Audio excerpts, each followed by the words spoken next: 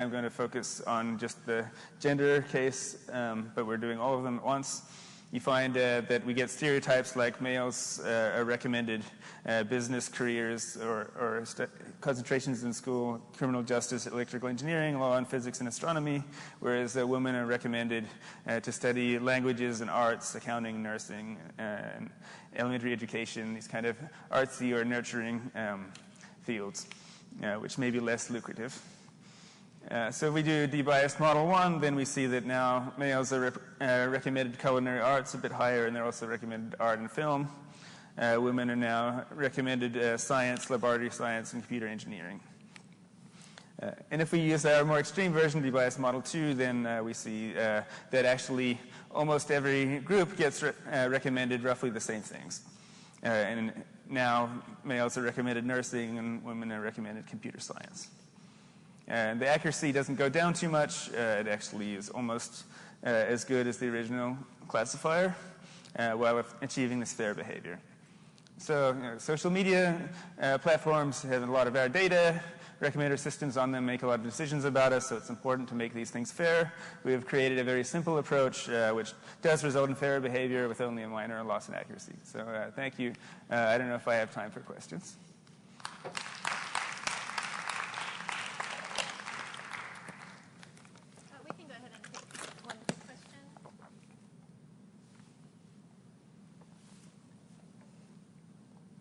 So one of the things about intersectionality, I guess, is that the effects often combine, I guess, maybe non-linearly.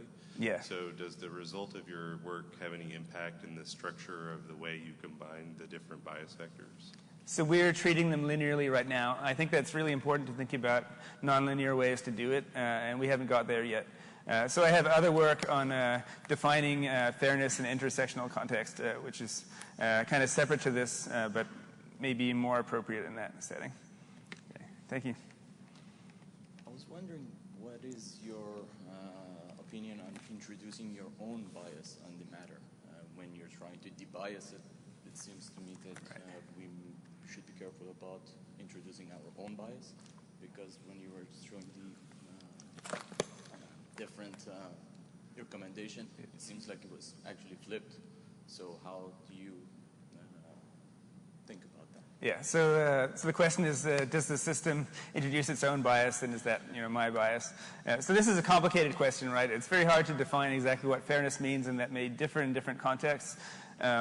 Here, we're actually changing things away from the ground truth, right? So we're introducing bias in that sense, but we're trying to make the recommendations more like some kind of idealized world where things are equitable.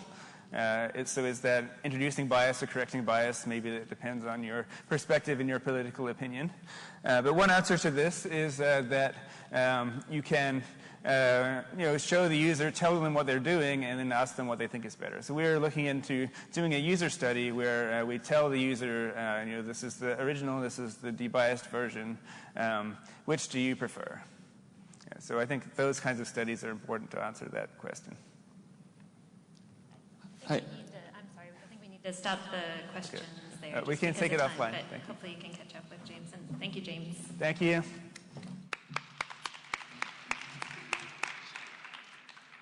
Next up, I'd like to welcome Jared Webb from the University of Michigan.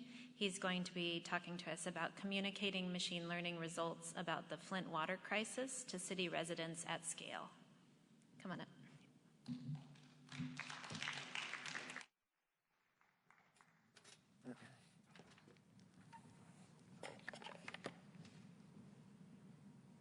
Okay, thank you very much. Oh, it's bright up here. Okay, so I'm going to, as Sarah said, I'm going to be talking about how we've communicated results about some machine learning models to residents of Flint.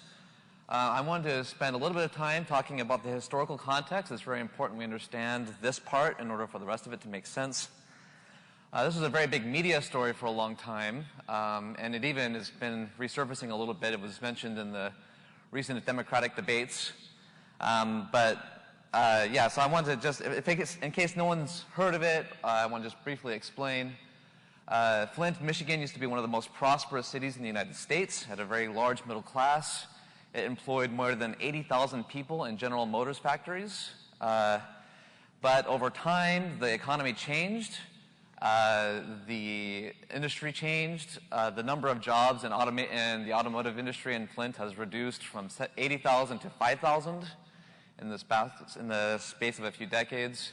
And as that happened, the tax base of the city shrank, and the economy, the tax income for the city shrank. After the 2008 financial crisis happened, the city had to declare bankruptcy. And this is a big problem. The city had what was called structural debt. And so the state of Michigan appointed what was called an emergency manager to take control of the city. And what this emergency manager had very, very broad powers and wasn't really accountable to either the city council or the mayor.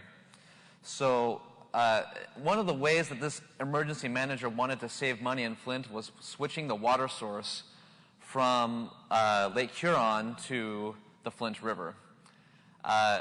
This was, well, all the experts said it would be fine. They'd made the switch, and as this new water flowed through the old pipes in Flint, it was treated incorrectly. The water was acidic, and so it stripped away lead, well, metal, all metal from the pipes, including lead. The lead leached into the drinking water, and that is a source of lead poisoning, especially in children. And so many thousands of people in Flint were drinking lead-tainted water for about 2 years. At the time of the switch, there were a lot of complaints from residents in the city that it was off color or that it smelled bad, but these were all dismissed as anecdotal. And it wasn't until a nurse working in Flint noticed a cluster of very high levels of lead in children's blood that anyone realized what had happened. So this is when it became a big media story. The city made bottled water available to the residents, and they vowed to switch back as quickly as possible to the old water source, which they did. And then as that happened, it kind of faded from the headlines. It became less of a big story, and the city moved from crisis mode to crisis recovery mode. And the main mitigation that the city wanted to do was replace all of the lead pipes that were in the city. Now, when we say lead pipes, we need to know which pipes we're talking about. We're talking about what are called lead service lines. So underneath city roads, you have these big water mains carrying water to the city, throughout the city. And then there are tiny, small pipes that connect from the house to the water main. And these are the main source of lead contamination in the water, these lead service lines. Now, it would be really easy to just replace these if anyone knew where they were. And that would be great if people did know where they were. At the beginning of the crisis, however, well, at the beginning of the recovery from the crisis, I should say, the city was unable to produce any records whatsoever about which homes had lead service lines. It was known that many had lead pipes. It was known that many had copper pipes, and copper pipes are actually quite safe. And so which one was which, that was the main question. Now, it turns out that when you're replacing a pipe, the biggest, most expensive part of it is digging the hole. And so if you dig a hole and you find a copper pipe, you just fill the hole back in and you move on, but you've spent several $1,000s doing that. You haven't saved any money by not finding a lead pipe. So incorrect labels are very expensive here.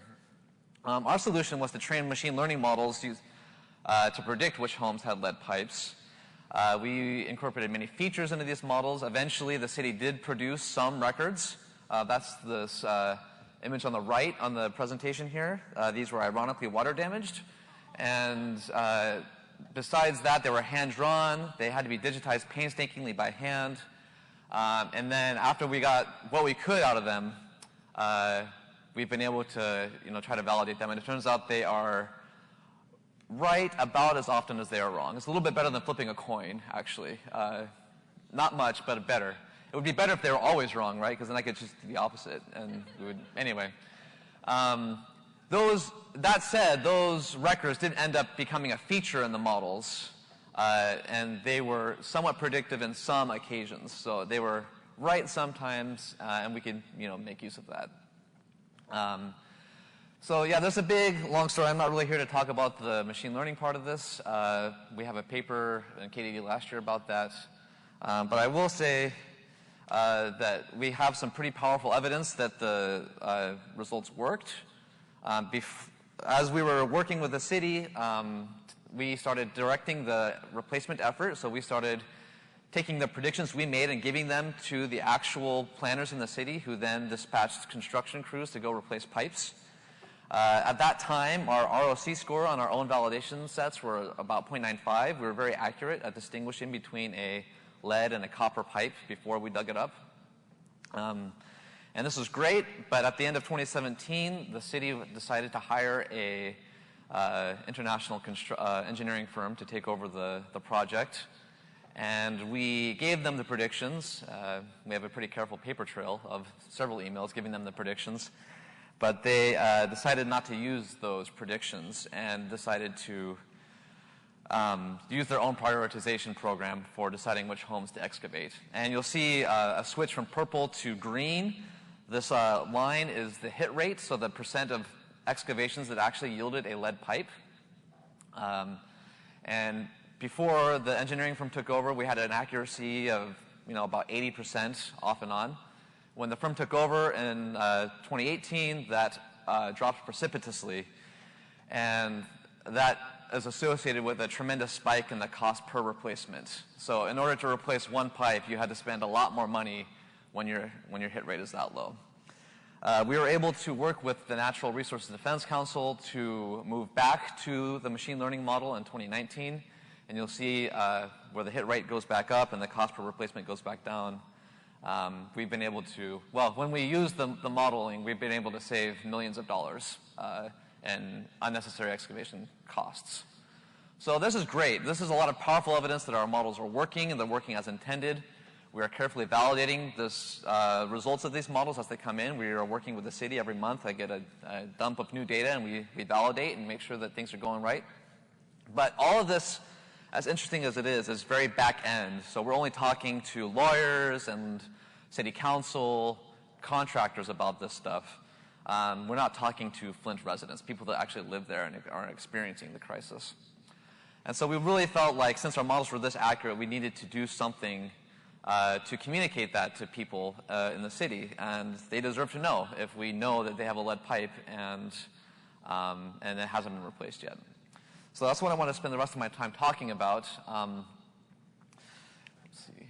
Okay, so our our first steps in this, we decided the best way to do this would be with a map, an interactive map.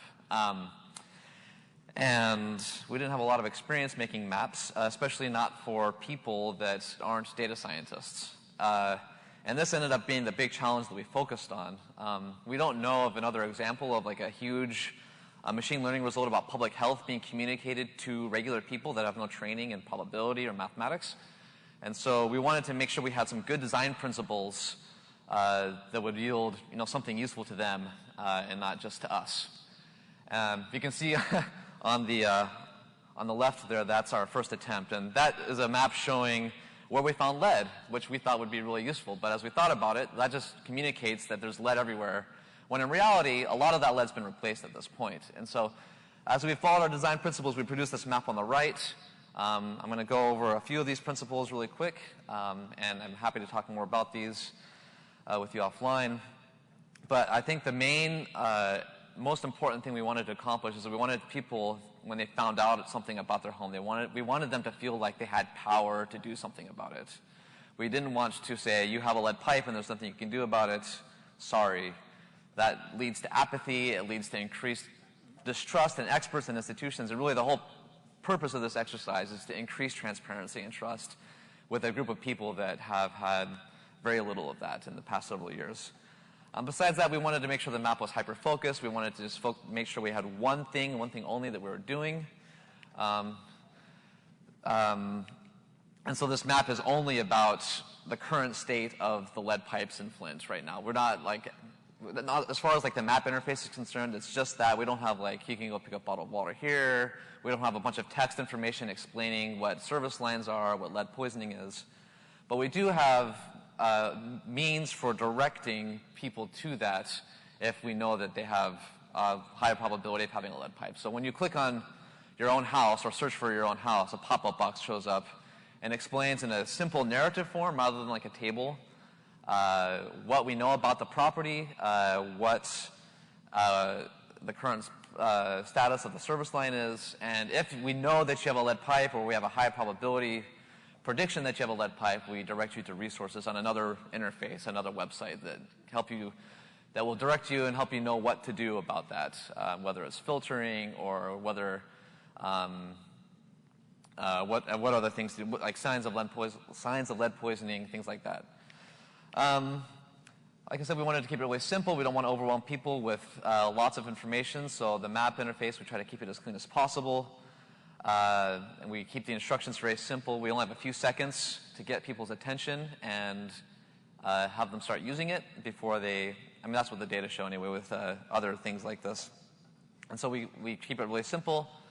And we also want to make sure that this map is accessible to everyone in Flint. So we're make sure, our original, if you looked at we used red and green to indicate safe and dangerous, which is really a universal kind of color symbol that everyone understands. However, it's also the most common form of color blindness. So we make sure that you can, if you are challenged that way, that you can click a button and get a different color palette that makes sense to you. We also have a Spanish language option. And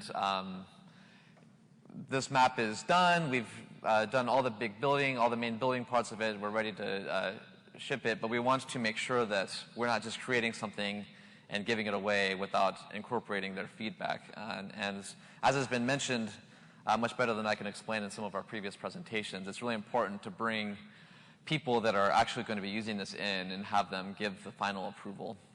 And we are organizing focus groups. In the next couple of weeks, we'll be running those with water activists in Flint and working with churches and other community organizations. And we plan on iterating on that before we finally release it and push it out to the whole city. So these are the map principles again.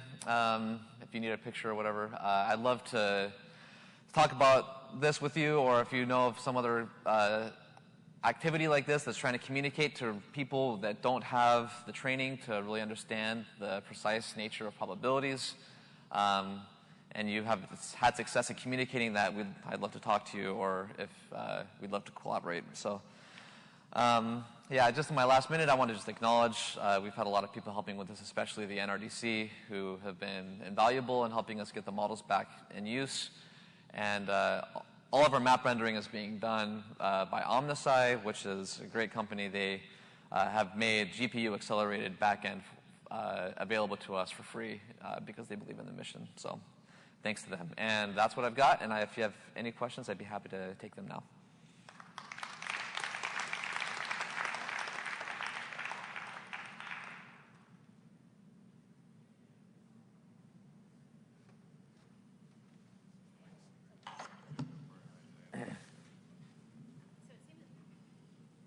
Seems like the category that probably is the most tenuous is the category of likely lead in your.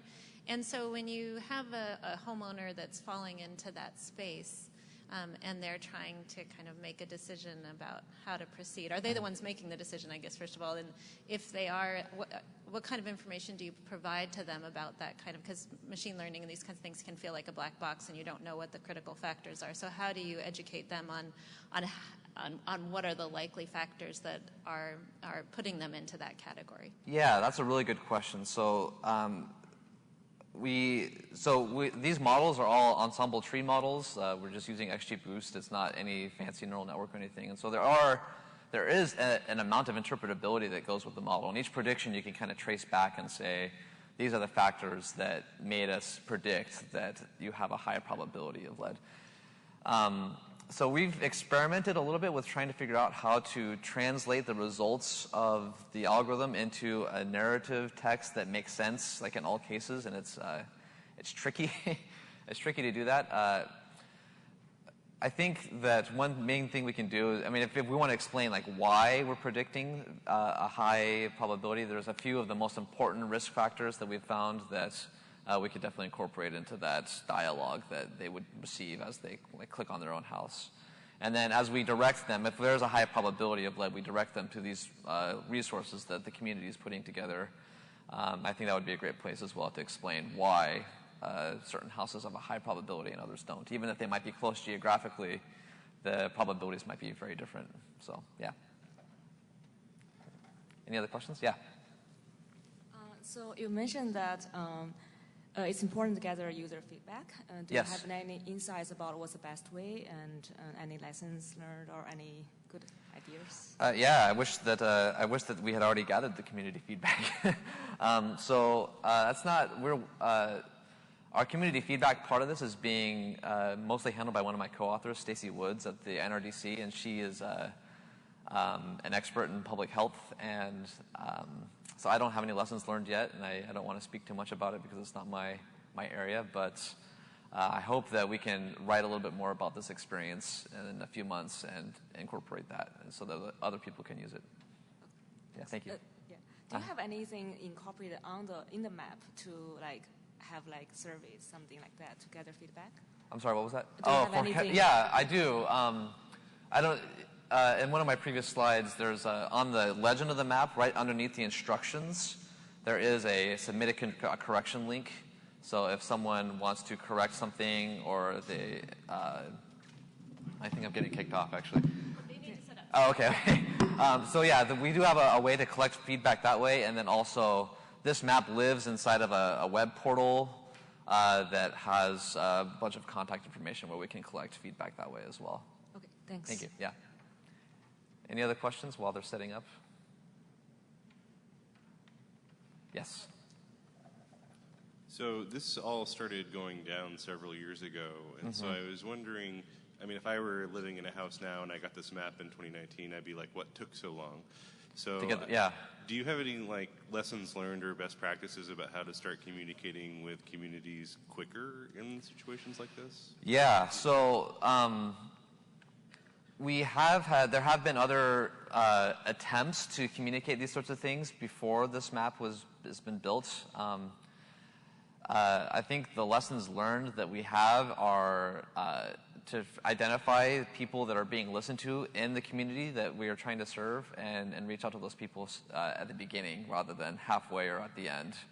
I definitely believe it's not a very good look for academics to sweep in and make a project out of people and get a lot of glory and advance their careers that way without, it's easy for that to look bad. And there have been other academics that have had their star rise and fall with the activists in Flint. I'm not going to name names, but there's a few people that have said oh, the crisis is over after they helped break the crisis, and really the people that get to decide when it's over are the people that are affected by it, not some professor in another state.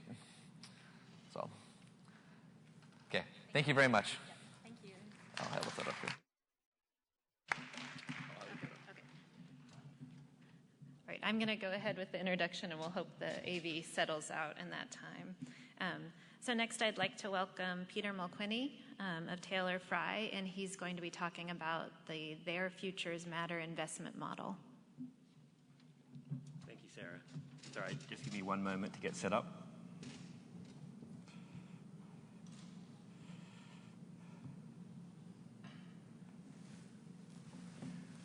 Okay, well, thank you, Sarah and Vani, for including me in this workshop today. It's a great opportunity. I usually work in Australia, so it's been great to be able to leave the Australian winter behind and come to this beautiful state.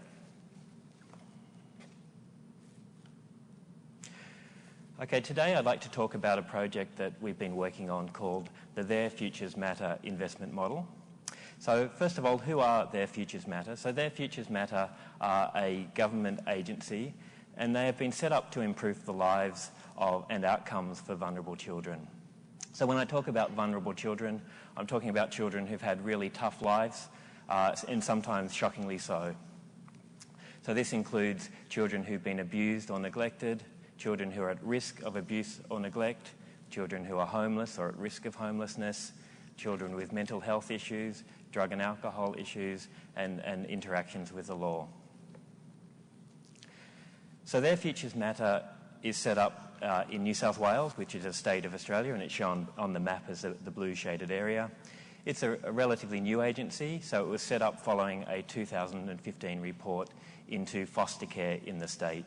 And that report was called the Tune Report. And the Tune Report had three key findings. The first one was that despite an increase in government spending in the area of vulnerable children, the number of children in foster care had doubled over the last 10 years. So there'd been increased money spent, but outcomes were getting worse. The second finding was that the system was failing to improve long-term outcomes for children in foster care. So when a child leaves foster care, transitions into adulthood, the outcomes for those children are very poor. So as adults, they have very high rates of unemployment, a high rate of drug and alcohol issues, a high rate of incarceration, and so on. And also, if you look at the children of these children who have been in foster care, their outcomes are equally poor, and the increase in funding hadn't been improving outcomes. And the third finding was that while the system had been set up to deal with crises, it hadn't been, not much was being done in the way of prevention. So, for example, if someone was to call a child protection hotline, there were systems in place to deal with that call and to go out and investigate. But in terms of preventing that call and preventing the abuse and neglect that led to that call, little had been done. So in response, the government set up the Their Futures Matter unit. So, and it was set up with, I guess, two key goals in mind. And one was to do more in the area of prevention. So the idea here is to spend money now to improve the circumstances of vulnerable children. And the payoff for that is in the long term. So the children become more integrated into society and have better lives as adults. And so there's a big social payoff there. But there's also a fiscal payoff as well. So if you improve the lives of these vulnerable children, they become better integrated into society. They'll be less spent on welfare, less spent on justice, less spent on health, and so on. So there are both fiscal gains and social gains. And so that's the prime goal. But the second, I guess, guiding principle for the agency was to make more use of data and more use of evidence in terms of guiding the actions that they took. And the project that I'll talk about today is one example of that. Okay, so that's a little bit about the context of who Their Futures Matter are. So what is the investment model? So the investment model is a model that helps Their Futures Matter prioritise investments in vulnerable children and evaluate those investments. So when I talk about an investment in vulnerable children, I mean a program or an intervention that's designed to improve the life outcomes for vulnerable children. So what the investment model is, it's a predictive model. And the predictive model aims to forecast the life pathways and outcomes for all children in the state of New South Wales. So that includes both vulnerable children and non-vulnerable children.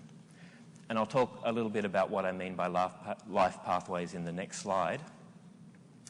But I'll just make 2 points here about what those predictions are, or those projected life pathways are. They've got kind of two key features. And one of them is that they consider cross-agency outcomes. And by cross-agency outcomes, I just mean they make predictions across a wide range of things. So they make predictions across education, across child protection, across interactions with justice and health. So there's a wide range of outcomes that are considered. And that's important because vulnerable children have very poor outcomes across a wide range of areas. The second feature is that the forecasts are long-term in nature. So they're not looking 1 year ahead, they're not looking 2 years ahead.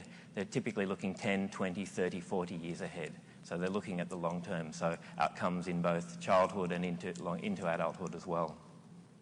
And that's important for the work of Their Futures Matter because they're looking at introducing preventative programs.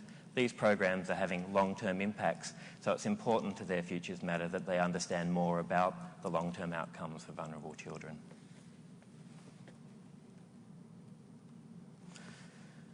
Okay, so how is the investment model built?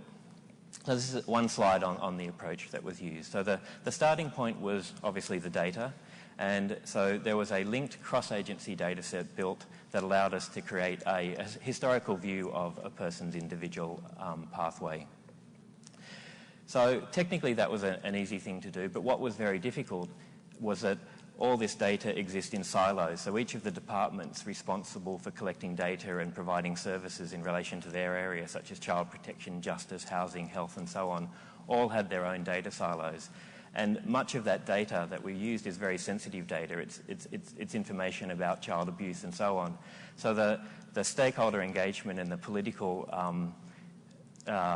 negotiation that had to be gone through to get that data together was the main challenge of the project, and took much of the time of not only us but Their Futures Matter and all the stakeholders who played a role. So it was a great achievement to get the data together.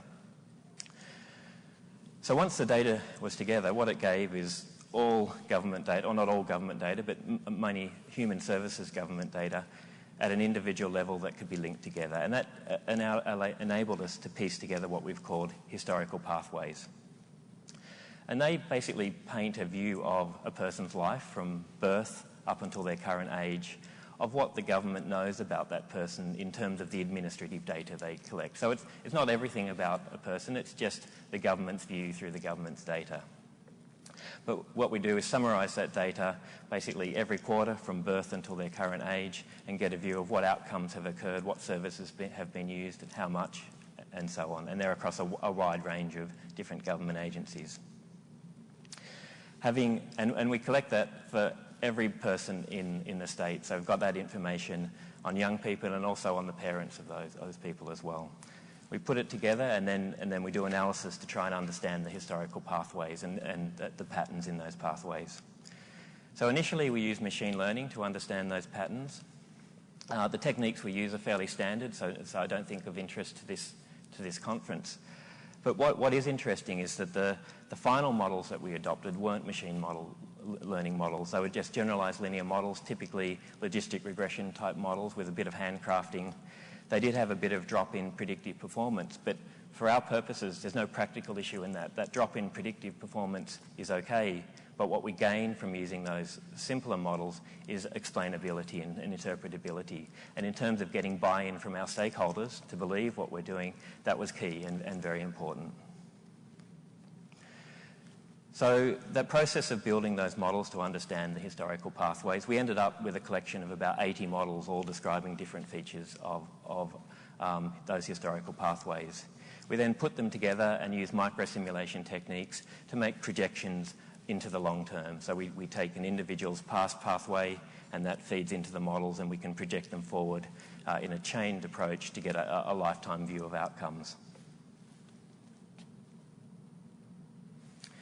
Okay, so that's what we've done. A few slides on the key results and how Their Futures Matter are using them. So the first result relates to something that's called future cost. And this is the future cost to the government of providing human services or key human services to the population. So the pathways we project include the use of future government services. If we attach a cost to that, we can get an estimate of the future cost of those services at an individual level, at a group level, and also at the statewide level as well. And if you do that at the statewide level, you get the figure of if you take all young people in New South Wales now, calculate that future cost to age 40, the total cost of that is $330 billion. Now that number in itself is not that interesting. What is interesting if you look at how that cost is distributed across the people of New South Wales, most people have very little cost, but there are pockets and groups which have very high cost, indicating they have the need and the use of a lot of government services, and these are services relating to child protection, health, justice, and so on. So these are the very vulnerable people in the group. And so using the model, we can then identify these groups. And so for an example, some of the key statistics is that you can use the model to identify the 7% of young people that account for half of that $330 billion. So just 7% account for half of that cost.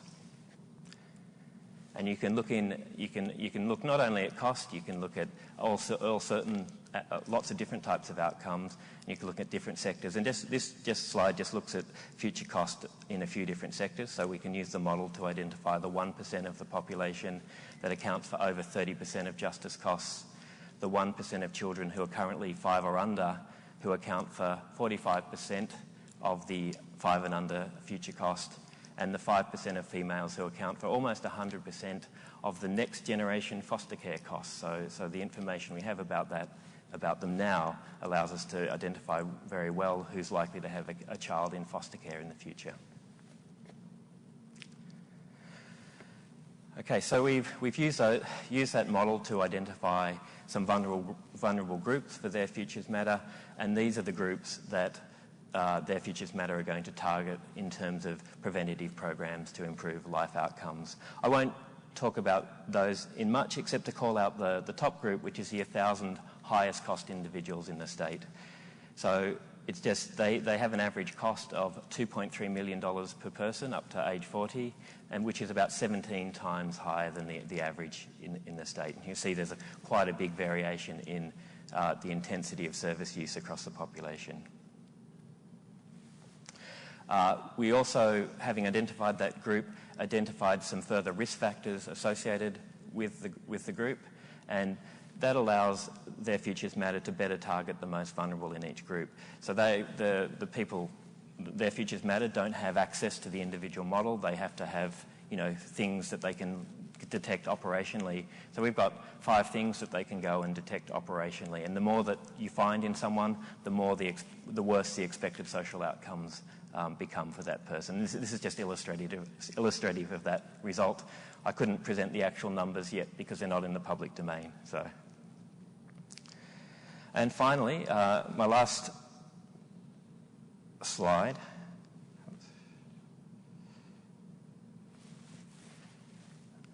is a visualization. So many of the stakeholders involved in this project do not have a technical background at all. So it's very important to present the results of the finding in a way that they could engage with and understand. So this is a visualization. Oops, hasn't come up. Why hasn't it come up? Sorry. Is it possible to okay,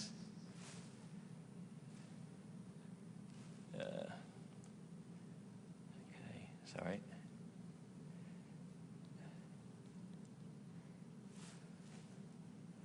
So anyway, I'm not sure why it's not coming up, but it's not coming up on the screen. So we've got just the PowerPoint, but not the visualization.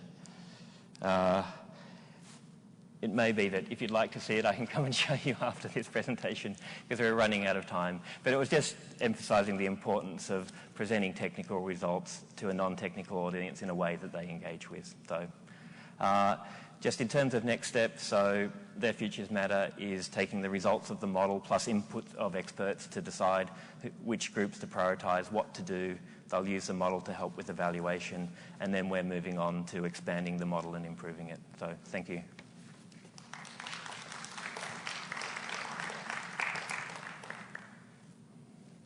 So any questions?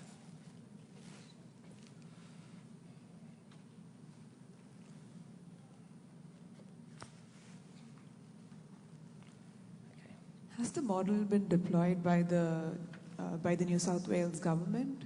So was it built by the... Have they deployed the model? Yeah, so I guess the model is owned by the New South Wales government, and they're using it to make decisions. So it's one of the inputs they use to make the decisions about the work that they're going to do.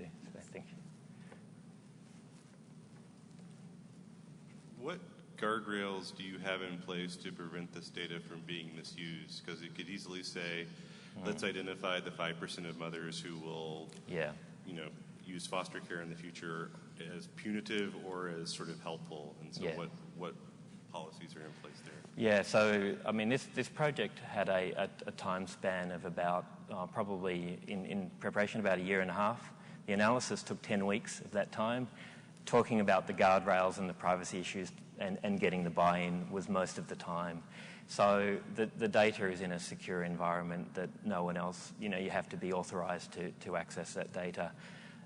When the data comes out, so I talk about individual modeling and doing anything that comes out of that environment has to be not at an individual level. It has to be summarized up. So the data is available at individual level, but we pull out group-wide results, and it's a group-wide result which the agency uses to make their decisions.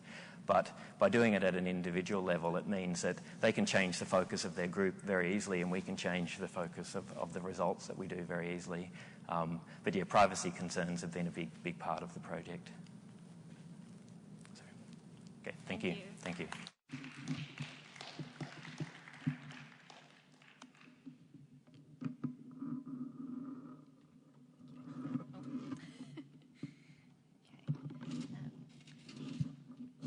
So our next two talks are both focused on humanitarian crises. The first will be by Venitra Swamy from Microsoft and her colleagues, and she'll be talking about machine learning for humanitarian data.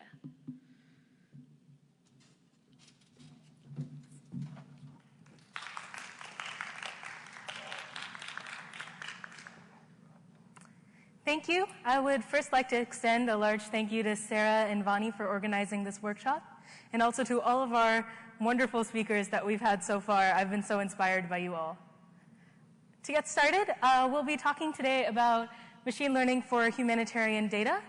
As Sarah mentioned, I'm an AI engineer at Microsoft currently, but this project was done over a variety of different time zones and over a large set of collaborations. So I'd first like to thank Microsoft, UC Berkeley, and the United Nations, as well as our specific team members, Vani, Kent, and Mohammed from Microsoft, our wonderful team of undergraduates, Elisa, Anish, Abe, and Chloe, as well as Simon Johnson from UN OCHA for their help with this project. So a quick roadmap. I'll first outline one of the big problems in humanitarian crisis data and the current solution that the UN and the Red Cross has employed in this space. Then I'll dive into our solutions architecture and methodology, as well as some results, future work, and hopefully some time for questions. So let's get started. Imagine that you are now the head of disaster response for the Red Cross. It's Monday morning, you walk into your new office, you have a glass screen, and inside you have your coffee, your bagel, and you're ready to tackle the problems of the day. And the first thing you see is that you're faced with the Ebola virus. Monday mornings. So you, as head of disaster response, have a finite set of resources that you have to allocate in various ways to deal with this disaster. And as our friend Robert Monroe mentioned in his talk about the Ebola outbreak, we're approaching this from a very different perspective. We're dealing with the resources and how they're allocated in our current role. So we're going to fly our resources over to Africa and then disperse them at the points where the outbreak is starting to break out and wash our hands of the whole mess, go about our morning, eat the rest of our bagel. But unfortunately, life is not that easy. And each of these teams that you've now deployed still need to communicate with each other about the changing resources that they're forced to grapple with. You might have more outbreaks in one area compared to another. You might need more resources in one area compared to another, and this changing need and the data that those needs represent need to be shared among all of these different teams. So we have a problem. These deployed teams cannot communicate effectively. And the solution to this problem has to employ several characteristics. We need some kind of central coordination, and we need a data platform in which to upload information relating to these crises. So the solution that the UN has decided to employ is to have a central dispatcher or IT specialist, which is actually from the Surge Information Management Protocol from the Red Cross, and also create the Humanitarian Data Exchange. So the Humanitarian Data Exchange, HDX, is an open platform created by the UN to share data from several registered nonprofits and government organizations. You can see that we have over 9,000 data sets represented in over 1,000 different sources from over 200 different locations. And if you take a look at some of the data, some of this data is updated live, some is updated every week, some is updated every day, some every year. And if we take a look at one of these specific cases, in this case, the Nepalese earthquake data, you can see who's downloaded it and when they downloaded it. You can download your data formats in CSV or JSON. And you can also look at the metadata and find out, oh, this data is from Nepal, it's about the Nepalese earthquake, and deal with it in that way. So we've solved our first problem. We have a centralized dispatcher. This dispatcher works with the Humanitarian Data Exchange to upload various data sets from your deployed teams. Hopefully, that's the end of our problems. We can wash our hands of this whole mess, and we don't have to worry about it. But unfortunately, that's also not how life works, and we've forgotten that there are many different countries in Africa, and all of those government organizations don't actually communicate with each other, let alone nonprofits, and let alone nonprofits and organizations within the same country. So we need some kind of common language to tie together this information that we're receiving from our field workers. And so our problem is that viruses and disasters do not nicely stay within country lines, and short of robots, replacing every single human and viruses and disasters no longer existing, we have to find a solution in which we find a standardized language to describe humanitarian data. In this case, we present the Humanitarian Exchange Language, also a creation by the UN OCHA, to describe humanitarian data. In fact, they describe it as a simple standard for messy data, and you see that there are several hashtags like region, country, geo, loc, that can be used to describe columns of data, along with additional attributes, which are these simple plus symbols afterwards, to specify that data in a more robust way. So if we take a look here, we've extracted one of the data sets from the Humanitarian Data Exchange. We've added a row with the column descriptors for each of those columns, so now we can join over multiple data sets. Let's say we had a set of airports from Sierra Leone instead of Zimbabwe, we would be able to join over these columns based on our HXL tags. And you see that they are fairly detailed and require some cleanup and an additional row and various other things to look at, but we have a solution. So now we have our central dispatch, we have the Humanitarian Data Exchange, we even have a common standard to tie together all of this data from different countries. But we still have one more question to answer. And that's who should label the data. Does it make sense for the field workers to label the data? That's the current solution, which means that the people on the field who have been deployed to help in these relief efforts are the ones dealing with data wrangling tasks. And as a data scientist, and as data scientists in this audience might know, that takes a very long amount of time and shouldn't really be done when you could spend more time working on actual relief efforts. Should it be the dispatch? No, it shouldn't, because they would have to deal with hundreds and thousands of different data sets that they have no expertise over, and they would have to manually tag each one, which is a solution, but not the greatest one either. So, as I'm sure the data scientists in the audience are thinking, we can use machine learning to solve this problem, and that's what we tried to do over the last 6 months. So we have 9,000 data sets. Of those, 3,600 are labeled with these humanitarian tags already. So we have 6,000 unlabeled data sets. Of those 3,600 labeled data sets, we choose 33% of that to use as our test size, the rest to train our model, and we get started with our process. So to begin, no diagram or presentation is complete without lots of black and white diagrams, of course. So we take data sets from our HDX database. We remove duplicates, which are, for example, we don't want to reclassify multiple data sets that deal with airports, for example, because then we would overclassify using our classifier. We pre-process our data sets, and now we have a row in our input data that describes every column of data that we want to classify and tag with the HXL tags. We choose to use fast text, which is kind of a warm start embedding from Facebook AI research. And the reason we choose to use fast text is that it's fast, understandably, but the reason that it's fast is that it takes advantage of continuous bag of words and skipgrams and a hierarchical softmax over the class distributions. This was a more effective technique we found in comparison with using n-grams or skipgrams. So we embed 7 rows of our data as well as the header that was specified by the organization and the organization name into our model. And we pass that in to a larger pipeline from each organization. We take their data sets, we embed them and encode them with fast text, and then we classify them with our model. We do some fun pre-processing and post-processing, and eventually we have a HDX data set with HXL tags, and we also are able to pass these into interactive visualization dashboards, essentially making this process easier for crisis workers.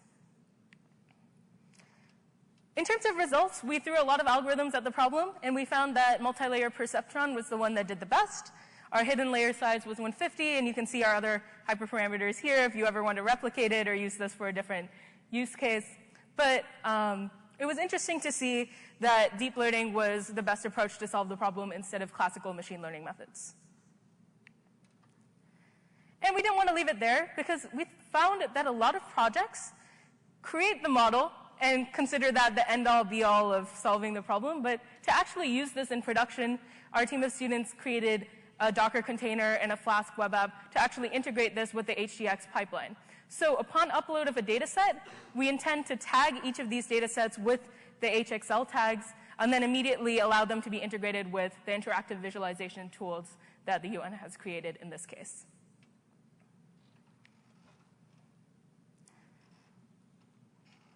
So a quick look at some of this future work that we're working on post this is integrating it into the HXL dashboard. So that involves, one, immediately using these HXL tagged data sets in quick charts, which create interactive visualization dashboards, which allow the crisis workers to immediately look at information in a more digestible manner.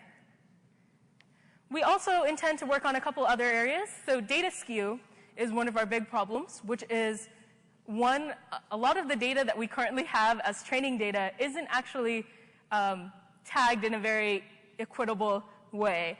There are some tags that appear a lot more often than others, and that therefore our classifier doesn't do well on tags we haven't seen.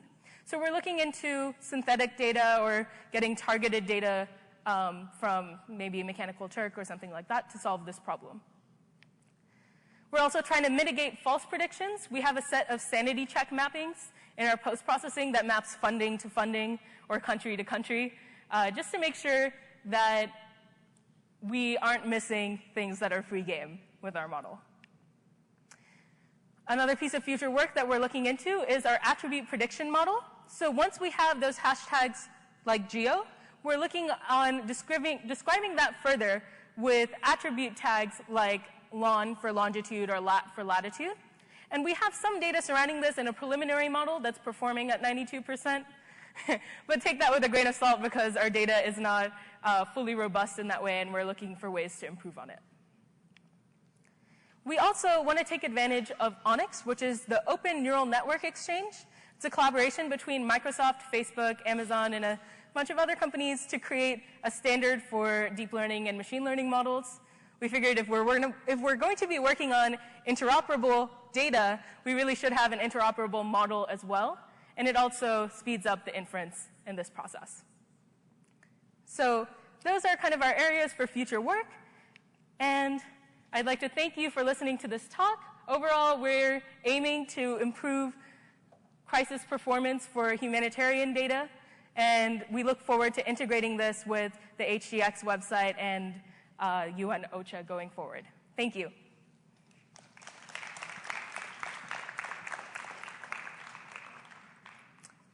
If anyone has any questions, I'm happy to address them.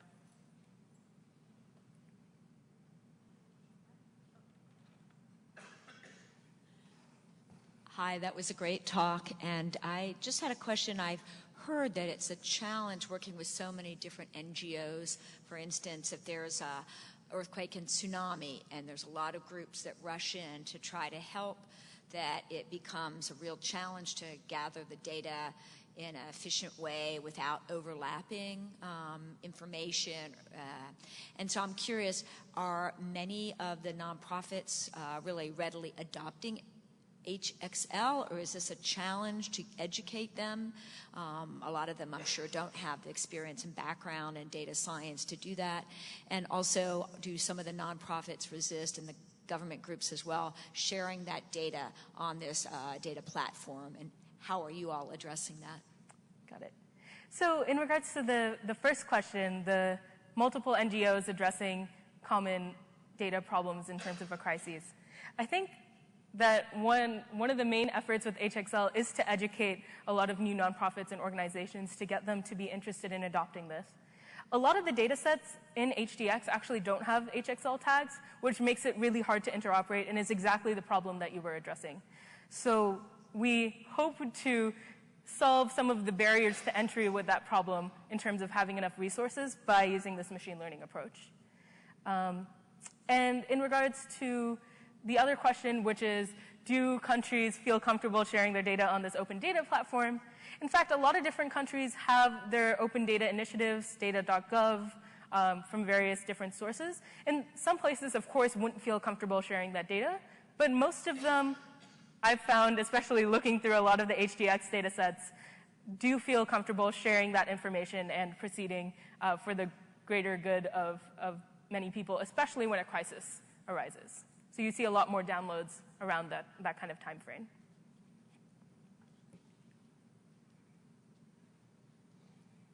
So my question is regarding to the private sector. How open are private companies to share like anonymous or not anonymous information like with these kind of initiatives? Got it.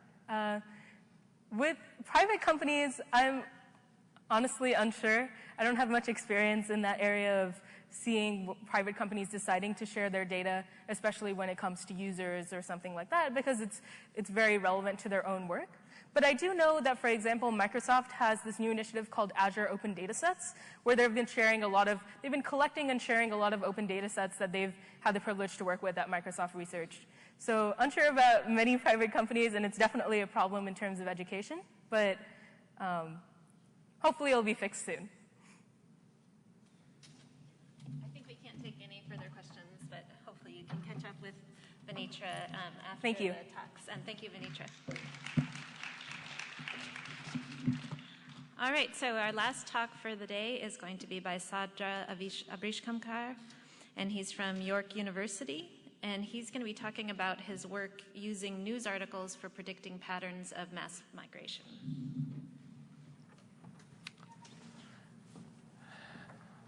Hello, everybody. I believe I'm the last person between you and the lunch, so I promise I make it quick and to the point. So I'm here to present the work that we did at York University regarding using the news articles to find out about forced migration. So what is a forced migration? Forced migration is a term that we use to represent people who are basically forced out of their hometowns. It can be due to armed conflict. It can be due to environmental disasters.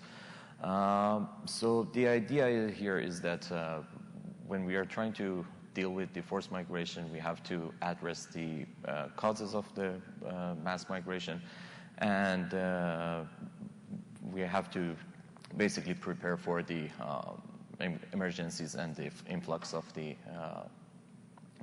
migrants. So in this work, we are trying to, this work was done in collaboration with the social sciences.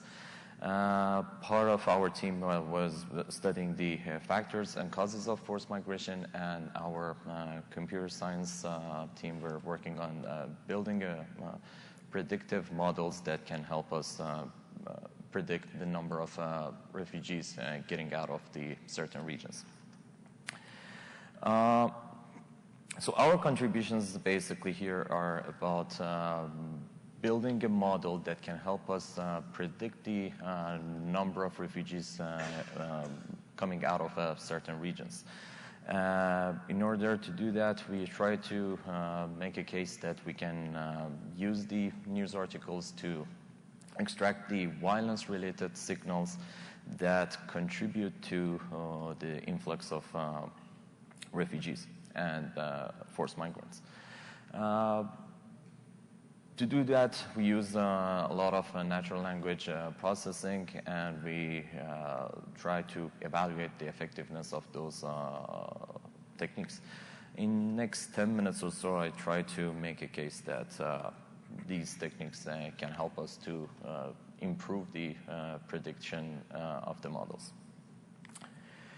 So let's look at the information pipeline.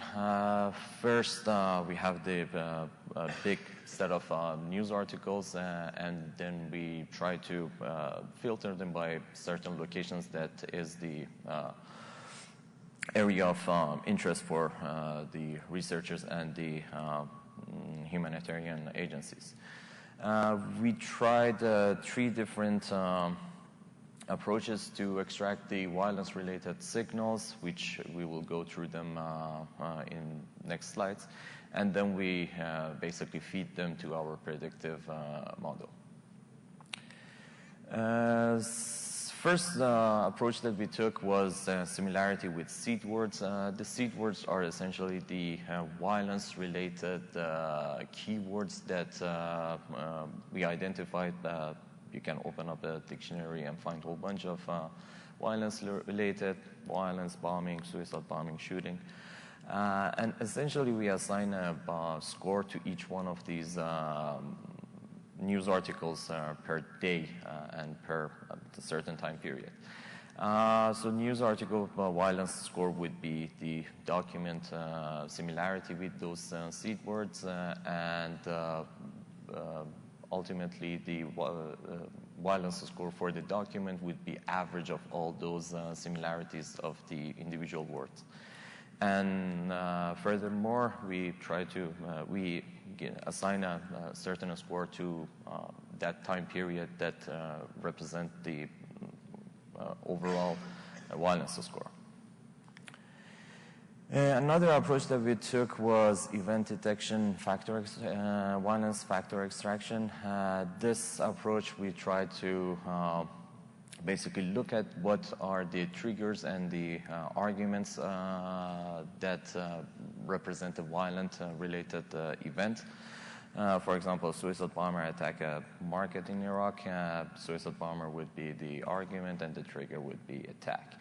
And based on the period that we were looking at, which is monthly basis, we try to capture all the violence-related events over the total number of events, which would constitute the event detected score, violence detected score. The third approach that we took was topic detection factor extraction, which essentially we took topic modeling and applied it to the news articles. Topic modeling helps us to basically reduce the dimensionality of the big corpus of data, which summarizes the events, let's say.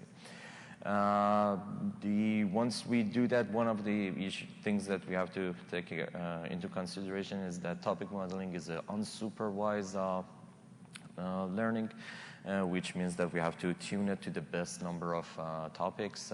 We did that analysis to figure out the best number of topics that represent that monthly period. And similar to what we did in the event detection, we are looking at the creating a score, which is the total number of violence-related topics over the topic over the overall number of topics that we found in that period. And as you can see, the window articles are the monthly basis. We apply the 2 different approaches of topic modeling, non-zero matrix factorization, and LDA. And then we analyze the best coherent topic, and then we take that as our representation of that month. Furthermore, so we did all this to feed it into our predictive models. So we have 3 approaches to our predictive models. One is pure-based, time series-based approach, which is essentially we are just giving the model the number of refugees coming out of that certain region. And that's the only argument that we provide to the model. Second approach is we just provide the model with the scores, the violence-related scores that we extracted from the news articles. And the third approach is including everything, combining these 2 scores to make a better prediction. And this is essentially the core of our project. We wanted to find a way to extract points and signals that help us make a more educated guess about number of refugees and forced migrants out of a certain region. To build the predictive models, it's essentially regression models that help us make a prediction about the next step. We use different approaches to it, from the simple linear regression to more deep neural network-based LSTM and GRUs. Let's look at our data set. So we use two different set of data sets to approach this problem. First is the United Nations High Commission for Refugees data set. This data set includes the number of refugees and forced migrants out of a certain region. As you can see, we are focusing on the refugees getting out of the Middle East region mainly. This was about the conflict that was going on around between 2014 to 2017 in Iraq and Syria with the rise of ISIS. Second data set that we used was the news article data set that we had. We extracted about 700,000 news articles from beginning of 2012 to mid-2017. And we extracted everything in the monthly basis, so the period of analysis here is monthly basis, similar with the UNHCR dataset. So, as I said, the idea was that we already have the in an UNHCR dataset. That's the baseline for us. We wanted to make a prediction that make a better prediction about the number of forced migrants out of certain regions. And therefore, we are using the news article to add to the model. In our experiments, we can see that this is a type of, in terms of event detection, this is a type of violence-related event that we find. For example, if there's a fighting going on, the event would be attack and fighting, and the arguments for it would be the location in this case, location or the entities that are involved in those events. Another, in terms of topic modeling results, so this is the topic modeling results that we find. After we did the topic modeling, we labeled those topics based on the top number of keywords that appear in that topic. As you can see, it's rather simple labeling. It doesn't take that much knowledge to basically label those topics. You can see that the first violence, terrorism-related topic is clearly about violence. And we focus on violence-related topics in this research. This diagram represents the extracted violence scores that we extracted for that period of time. As you can see, each score mechanism produced different score. And the point of this research is basically figure out which one of these scores can help us to make a better prediction. So how do we, what is the point of this research is that we are trying to minimize the error of our prediction, and we are looking at the root mean square, minimizing the root mean square of our prediction. And as you can see, we have we are making prediction in future. So we have the whatever number of refugees at the point, and we have the news articles to the date. And we are trying to make a prediction about upcoming months. And the T1, T2, T4, 3, and T4 are essentially 1 month ahead, 2 months ahead, and 3 months ahead. And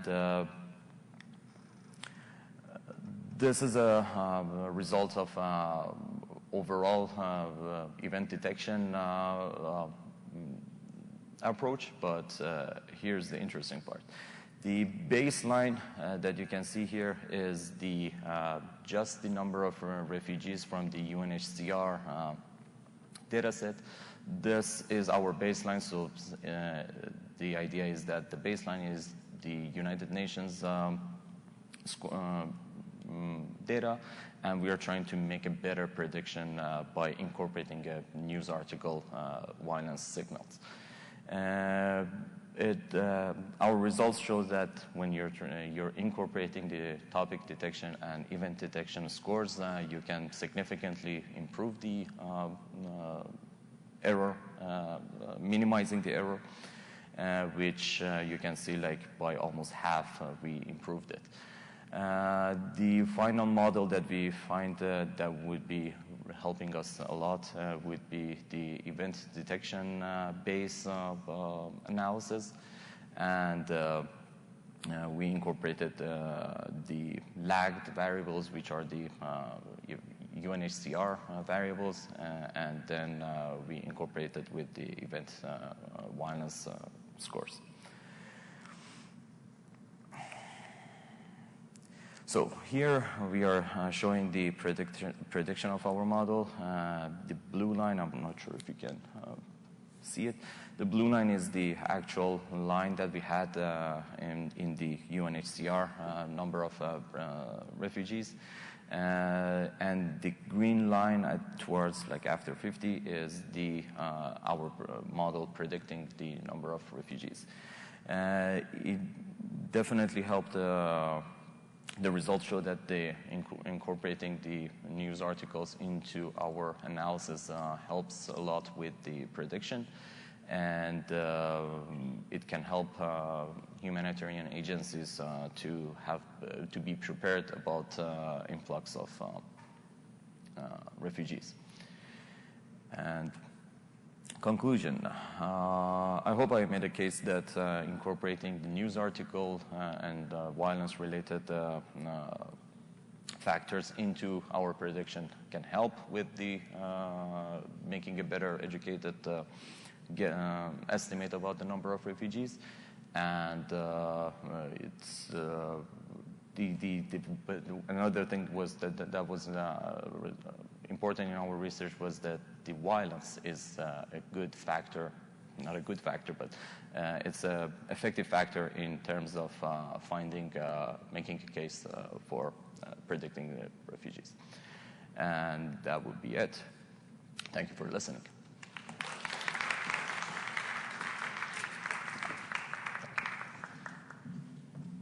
Thank you, Sadra. He's actually over time on that, so but you'll have an opportunity to come up right now if you'd like to talk to him. I'm sure he can stick around for a few minutes, but I'd like to take this opportunity to thank both all of the presenters in the session this morning as well as our poster presenters who were in the session last night. It's been a pleasure to hear all your talks and have an opportunity to talk with you at the poster session, and I'd like to give everybody a round of applause.